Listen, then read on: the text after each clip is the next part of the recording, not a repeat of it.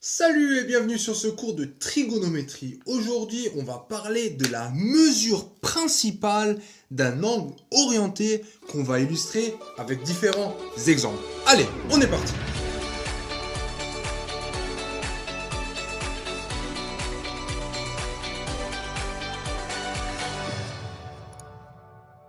Avant de parler de mesure principale d'un angle orienté, on va juste vite revoir ce qu'est un angle orienté. Dans le cercle trigonométrique, de manière générale, on s'intéresse aux angles. L'angle entre le 0, donc l'axe des abscisses, et l'ouverture qu'on voit ici. Par exemple, là, j'ai un angle alpha. Alors, au lieu d'utiliser des degrés, on a plutôt tendance à utiliser des pi radians. Je vais juste dire pi parce que c'est un peu plus vite. Donc là, par exemple, j'ai l'angle alpha.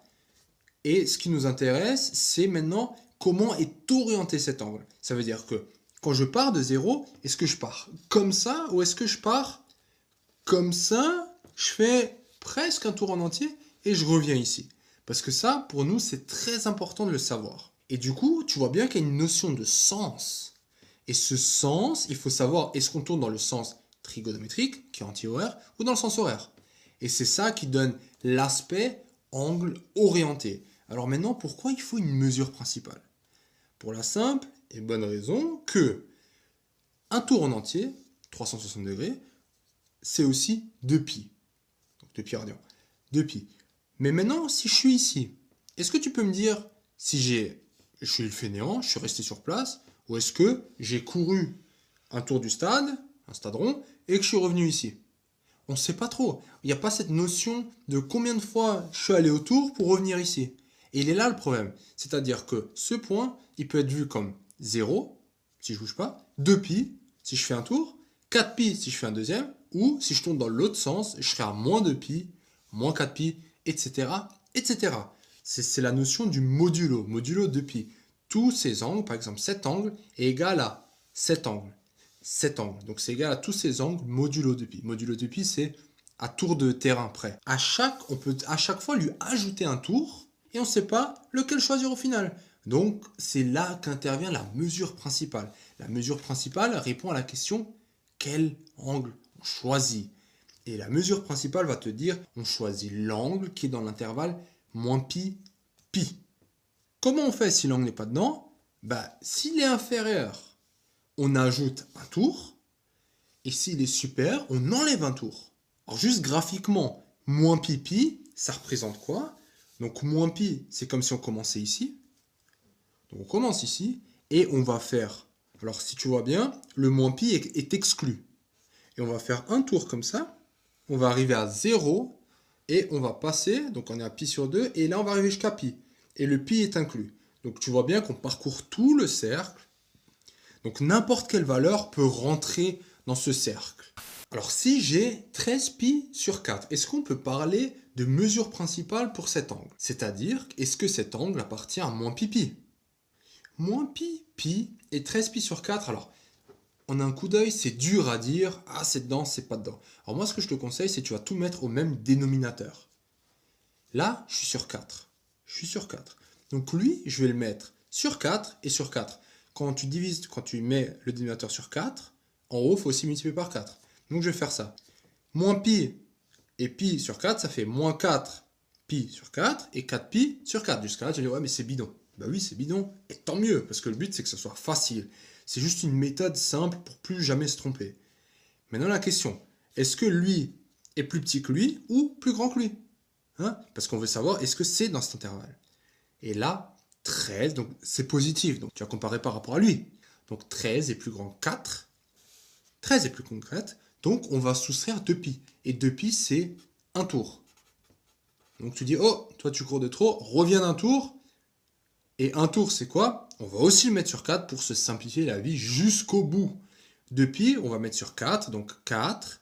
4 fois 2, 8. Donc on va enlever 8π sur 4. J'obtiens quoi? 13π moins 8π sur 4, j'ai 5π sur 4.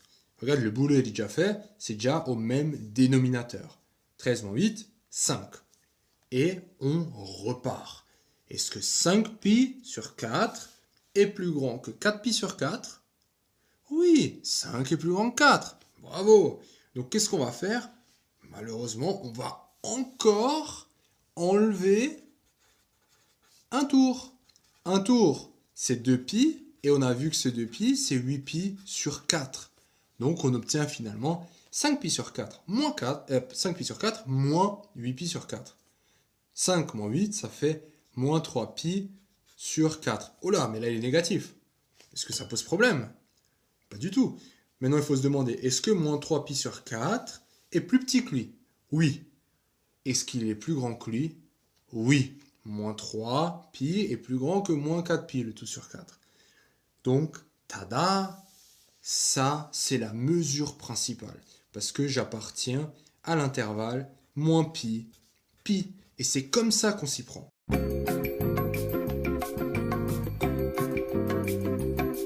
À toi de jouer, comment tu ferais pour moins 5π sur 3? Quel est le réflexe? Est-ce que ça appartient à moins π?